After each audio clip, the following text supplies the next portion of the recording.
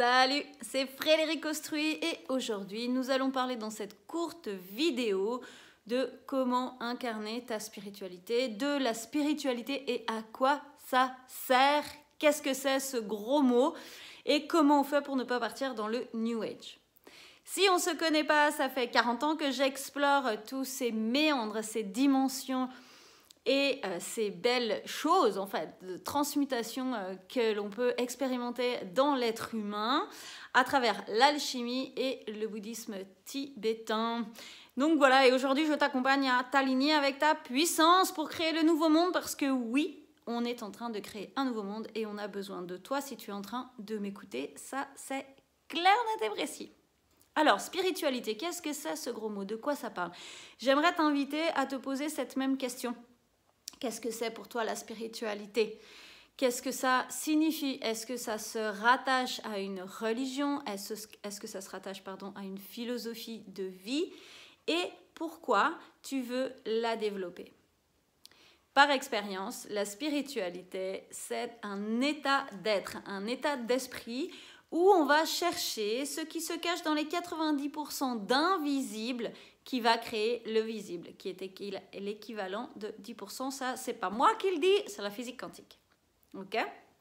Et donc, quand tu vas chercher ces 90%, que tu les expérimentes, que tu les intègres et que tu les comprends, eh bien, tu les passes en matière et tu crées ta réalité. Tu es dans de la manifestation. Bien souvent, le problème, ce que je trouve, c'est que les gens font ce que j'appelle Hare Krishna. C'est-à-dire qu'il y a énormément de gens qui sont engagés sur un chemin de développement personnel ou spirituel, mais qui sont coincés dans des trucs New Age. J'entends New Age par spiritualité désincarnée. Alors, je vais peut-être te dire un truc qui ne va pas du tout te plaire. Mais comment dire ? Peut-être que tu viens des étoiles. Peut-être que tu as une réincarnation atlante. Peut-être que tu étais une sorcière ou un sorcier au temps de l'Inquisition, j'ai perdu la tête. Au temps du Moyen-Âge. Oui. Peut-être même que tu viens d'une autre planète et que tu connais le nom de cette autre planète. Oui. Je te confirme tout ça. Et c'est quoi la suite? À quoi ça te sert de savoir tout ça? À quoi ça te sert d'avoir fait des régressions, d'être allé dans les autres dimensions et de ramener ça maintenant? Prends une minute là pour te poser la question. Peut-être même que je vais te laisser là-dessus. On va aller explorer cette question ensemble. Alors? Tu peux me mettre des commentaires en dessous là si tu veux.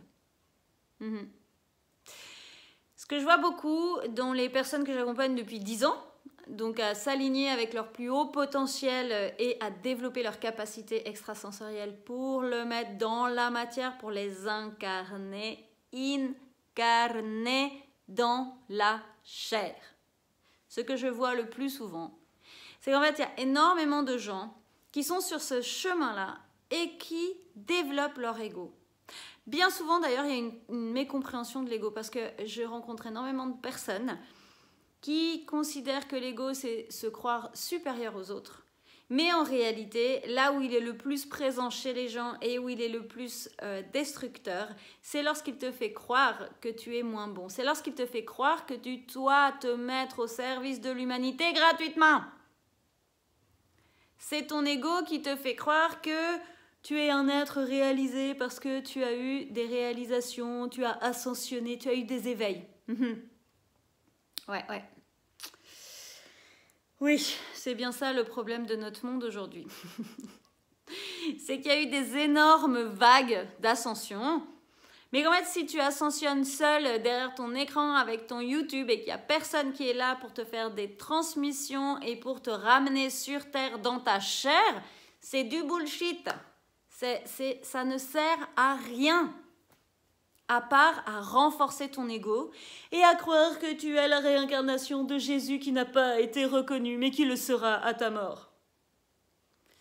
Tu te marres, mais je suis sûre qu'il y a un endroit où dans tout ce que je te dis là, tu t'es reconnu. Parce que c'est un truc que je vois mais tellement de fois.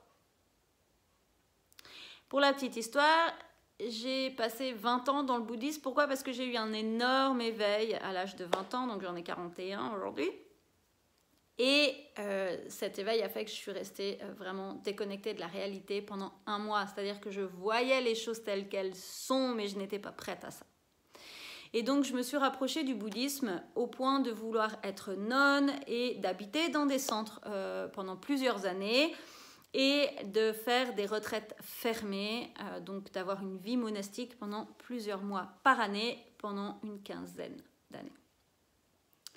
Et ce que je peux te dire, c'est que dans toutes les traditions de l'alchimie, du bouddhisme, parce qu'en fait, le bouddhisme, on travaille énormément l'alchimie, ou toute autre tradition, même quand tu vas en Égypte avec Hermès Trismégiste, bon, c'est de l'alchimie, mais c'était pareil, c'était des processus très longs. La toute première chose que l'on fait, c'est... Je t'écoute, dis-le-moi, c'est quoi? C'est péter ton ego. Oui, c'est te prosterner pendant 111 000 fois. Et quand tu as fini les prosternes, ok, eh bien, tu vas faire 111 000 offrandes du mandala. Qui veut dire tu offres tout ce que tu as à la lignée d'enseignement. Tu as fini? Oui. Et bien tu recommences avec 111 000 mantras à 1000 syllabes, hein, parce que à 3 syllabes au manipémum, ce serait trop facile. Non, 1000. Ok? Et il y en a encore et encore et encore, je ne vais pas toutes te les nommer. Qu'est-ce que je veux te signifier par là? C'est que ton ego, c'est important de le comprendre et de savoir ce que c'est. Je vais te refaire une autre vidéo là-dessus. Mais ton ego, il est loti dans ton bassin. Ok? Ton bassin dans lequel donc ton hara, ton chi, ton tang tiennent en fait au niveau du chakra secret, c'est là où se trouve ta goutte céleste et ta goutte terrestre. Donc, en somme, toutes tes énergies carne et toutes tes énergies in, ok? Incarné, d'accord? Donc toutes les énergies de ta personnalité cumulées ou jointes aux énergies de ton âme. Et pas que les énergies, hein, qu'on s'entend, les karmas, les capacités, tutti quanti. D'accord? Donc, en résumé, ce que tu es dans ton essence se trouve au niveau de ton bassin. Pour aller plus loin dans ta spiritualité et le mettre en matière, ça demande à descendre dans ton bassin. Ok? Pourquoi est-ce que tu fais de la spiritualité? Très certainement parce que tu as envie d'être mieux avec toi-même, mais aussi d'accompagner les êtres, que ce soit par des accompagnements au sein de ton entreprise, de ta famille, ou parce que c'est ton job. Et donc, pour ça, tu as besoin d'une stabilité matérielle. Sinon, ton esprit est pris par d'autres trucs. Ok? Et la spiritualité, lorsqu'elle est faite correctement, tu es dans la manifestation matérielle. Qu'est-ce que ça veut dire? Ah tiens, j'ai besoin d'un pantalon. Et là, ta copine qui toque à la porte. Toc, toc, toc. Voilà un pantalon. Ok? Mais c'est la même chose avec une voiture, avec une maison, avec de l'argent. C'est la même chose avec tout. Avec un petit ami ou une compagne aussi. Après, là, il y a des étapes de comment je m'aime. Mais justement, tout ça, ça vient parler de comment est-ce que tu t'alignes avec toi, à l'intérieur de toi, dans ton alignement, dans la pacification de ton yin et de ton yang, pour updater et comprendre qu'est-ce que c'est ta spiritualité. Et à ce moment-là, tu descends profondément en toi et c'est comme ça que tu peux aller chercher très haut qui tu es et qu'est-ce que tu as à ramener. Aujourd'hui, on est dans des manifestations immédiates, dans du karma immédiat. Donc, regarde ta vie comment elle est. Encore une fois, tu fais de la spiritualité New Age et ça, c'est du blabla en fait, c'est du vent. Si tu récites des mantras, mais que tu restes assis chez toi et que tu ne te mets pas en action pour partager ces énergies avec les autres, ça ne sert à rien. Décidément, j'ai un problème avec la parole, moi, d'aujourd'hui. Ok? Ou bien, si tu fais des grandes leçons et que tu n'es pas capable de garder ton calme dans un bouchon ou de réciter les mantras justement quand c'est nécessaire, quand tu vois un animal ou que tu t'es pas posé les bonnes questions sur la mort et sur la vie, c'est du blabla en fait. Ok? Donc si tu as envie de faire du blabla, vas-y, va voir d'autres vidéos parce qu'il y a un tas de gens qui font ça. Mais viens pas là. Moi, ce que je te transmets, c'est pour incarner ta spiritualité. Pourquoi? Parce que ma mission, c'est d'aligner les piliers avec ce qu'ils sont pour qu'ils rayonnent et créer la nouvelle terre. Ça veut dire mettre un cercle dans un carré. Ça veut dire avoir une spiritualité structurée, alignée, ancrée, matérialisée. Ok? Donc, je t'invite vraiment à cette réflexion et à regarder où est-ce que tu en es par rapport à tout ça. Et puis, je vais te faire une vidéo sur l'ego pour que tu comprennes un petit peu plus ce que c'est l'ego et que tu puisses le dégommer quand ce sera nécessaire. En dessous, tu vas trouver tous les liens vers mes programmes pour t'accompagner à t'updater, à t'aligner avec ta puissance. Tu peux aussi aller t'inscrire sur le groupe Facebook Piliers du Nouveau Monde qui est gratuit, sur lequel je te partage tout un tas de tips et de vidéos.